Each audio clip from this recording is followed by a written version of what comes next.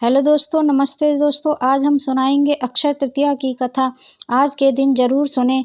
अक्षय तृतीया की अनेक व्रत कथाएं प्रचलित हैं। ऐसी ही एक कथा के अनुसार प्राचीन काल में एक धर्मदास नामक वैश्य था।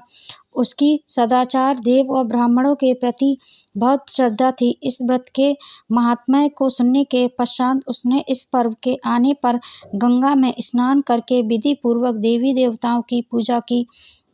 व्रत के दिन स्वर्ण वस्त्र तथा दिव्य वस्तुएं ब्राह्मणों को दान में दी। अनेक रोगों से ग्रस्त तथा वृद्ध होने पर भी उसने उपवास करके धर्म कर्म और दान पुण्य किया। यही वैश्य दूसरे जन्म में कुशावती का राजा बना। कहते हैं कि अक्षय तृतीया के दिन किए गए दान व पूजन के कारण वह बहुत धनी प्रतापी बना।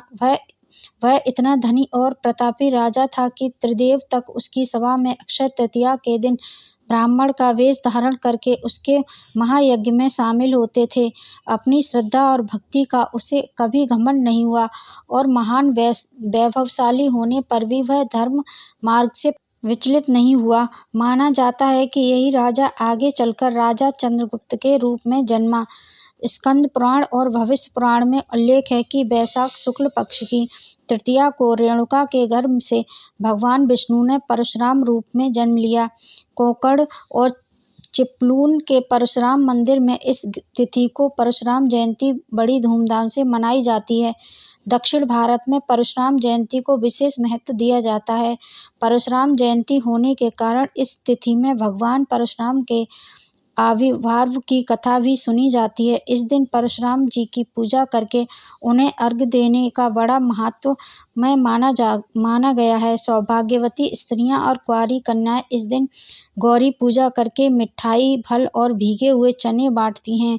गौरी पार्वती की पूजा करके धातु या मिट्टी के कलश में जल, फल, फूल, तिल, अन्न आदि लेकर दान करती हैं। मान्यता है कि इस दिन जन्म से ब्राह्मण और कर्म से क्षत्रिय भृगुवंशी परशुराम का जन्म हुआ था। एक कथा के अनुसार परशुराम की माता और विश्वामित्र की माता के पूजन के उपरांत प्रसाद देते समय ऋषि ने प्रसाद परिवर्तन कर दे दिया था। उसके प्रभाव से परशुराम ब्राह्मण होते हुए भी क्षत्रिय स्वभाव के थे और क्षत्रिय पुत्र होने पर भी विश्वामित्र ब्रह्मर्षि कहलाए। उल्लेख है कि सीता स्वयंवर के समय परशुराम जी अपना धनुष बाण श्री राम को समर्पित कर सन्यासी का जीवन बिताने अन्यत्र चले गए। अपने साथ एक परशु रखते थे, तभी उनका नाम परशुराम पड़ा। अगर आपको ये कथा पसंद आई है तो लाइक, शेयर एंड सब्सक्राइब जरूर करें। बेल आइकन को भी दबाएं। ऐसे ही मैं नई नई कथाएं और कहानी लेके आती रहूंगी। तब तक के लिए धन्यवाद।